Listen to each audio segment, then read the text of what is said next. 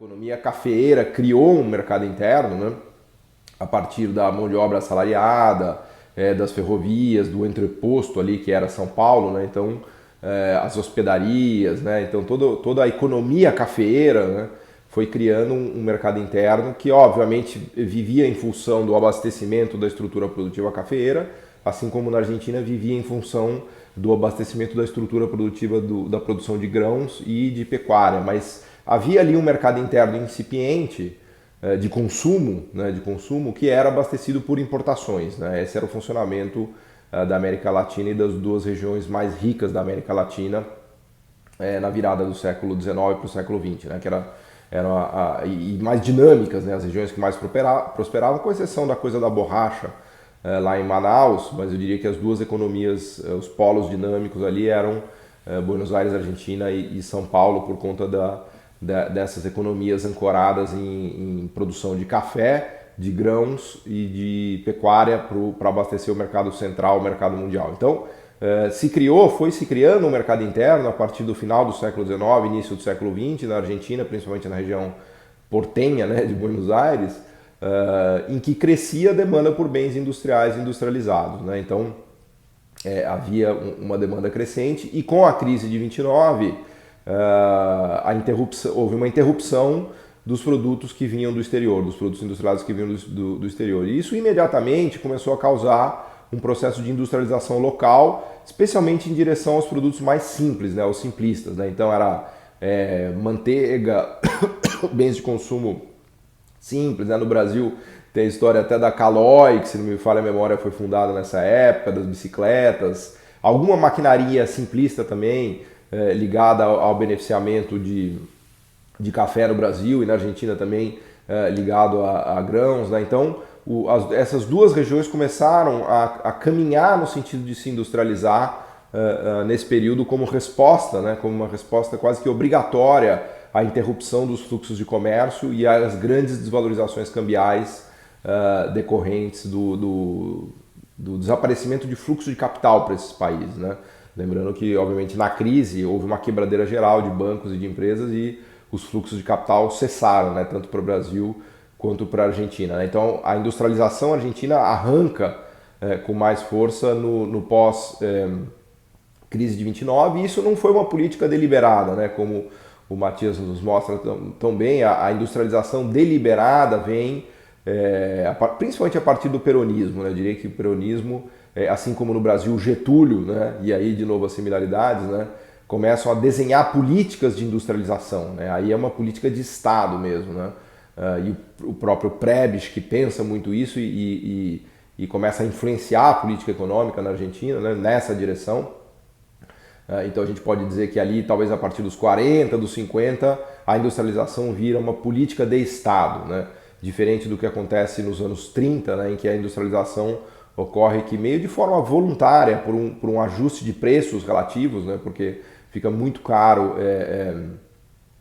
importar e isso mobiliza os capitais da economia cafeira no Brasil e os capitais da economia dos grãos, né? Do trigo, e da pecuária, mobiliza esses capitais para começar a produzir bens industrializados, né, para começar enfim, a tentar avançar em novas fronteiras, né, de acumulação de capital e de ganhos, né, dos empresários e daquela elite que havia sido construída na Argentina a partir primeiro começando lá atrás, né, com o tráfico da prata, mas depois já a partir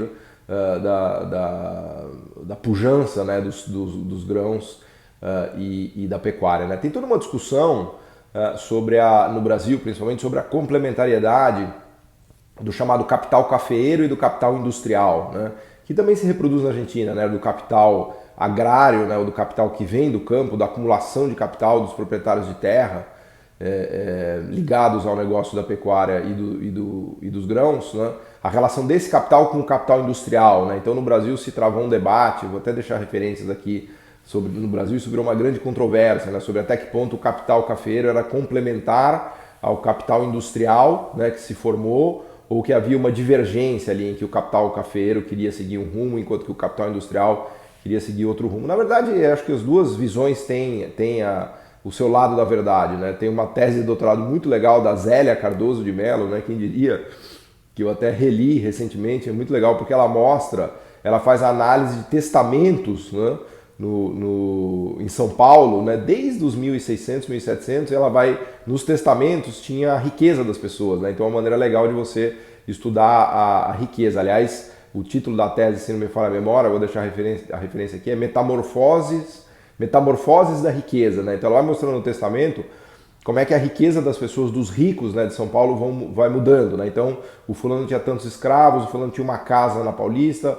o fulano tinha uma fazenda, e aí o fulano tinha uma loja, tinha um armazém, tinha uma fábrica. Então, a partir dessa leitura, ela vai mostrando como o capital cafeeiro vai mudando para um capital industrial, para um capital mais urbano, né? A partir disso é uma coisa genial, né? Ela foi orientada pela Alice Canabrava na USP, né, que é uma das grandes historiadoras, né, do Brasil, de história econômica, né, professora da USP, né, e existem estudos fantásticos no Brasil, principalmente na USP, sobre a nossa história econômica, né, e a Zélia fez uma tese de doutorado nesse contexto, mostrando essa mutação do capital cafeeiro para o capital industrial, né. Aliás, essa é uma passagem incrível para se entender o Brasil, né, para se entender a economia brasileira, e algo que a gente vê também na Argentina, na América Latina, em países que começaram, né, a partir de uma base de mineração e de uma base agrícola, né, e começaram a se industrializar, né. Inclusive a localização de São Paulo é fantástico ver ali, o trabalho da Zélia mostra claramente que São Paulo era o grande entroncamento, né, entre todos os caminhos do Brasil, né? Porque até hoje, quando a gente pega as rodovias que saem de São Paulo, a gente vê que tem a Fernão Dias, a rodovia dos Bandeirantes, a Regis Bittencourt, né? Então uma vai para a região das Minas, né, que é Minas Gerais, outra vai para Curitiba, para o sul, que era o caminho das mulas, né, de onde vinham as mulas para fazer todo o transporte, né, inclusive principalmente da economia do ouro, né, porque naquela época não tinha ferrovia, né? Então esse caminho para o sul, né, dos Moares é fundamental, né? Sorocaba tinha grande feira de mulas, né, e Bragança Paulista. Então São Paulo estava no entroncamento disso, né, da estrada que vinha do sul, da estrada que ia para Minas, da estrada que ia para o Vale do Paraíba, para o Rio de Janeiro, da estrada que ia para o mar, para Santos, né? Então São Paulo ele é um pouco filho desse entroncamento, né? E a Zélia faz uma análise maravilhosa disso, né, dessa geografia e da topografia de São Paulo, né? Os próprios índios usavam essas trilhas, né? Ela estava lá há muito tempo, né? Então isso catapultou São Paulo, assim como a geografia de Buenos Aires também catapultou Buenos Aires a ser a região mais importante da Argentina, ali na saída do Rio da Prata, né?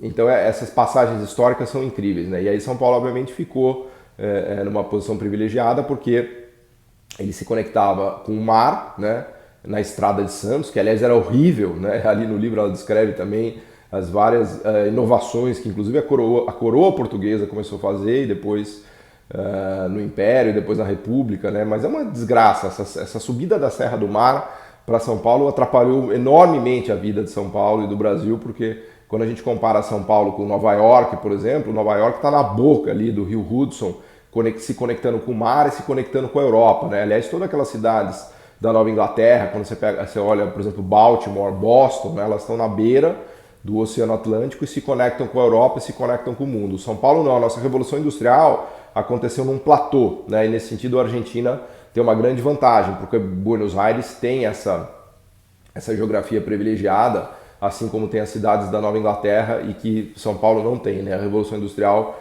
em São Paulo aconteceu nesse platô, e aí para descer a Serra do Mar é uma desgraceira, né? Os custos de transporte até hoje são gigantescos, né? São Paulo tem uma grande desvantagem logística na conexão para o mar, né? E isso tira muita competitividade dos produtos, né?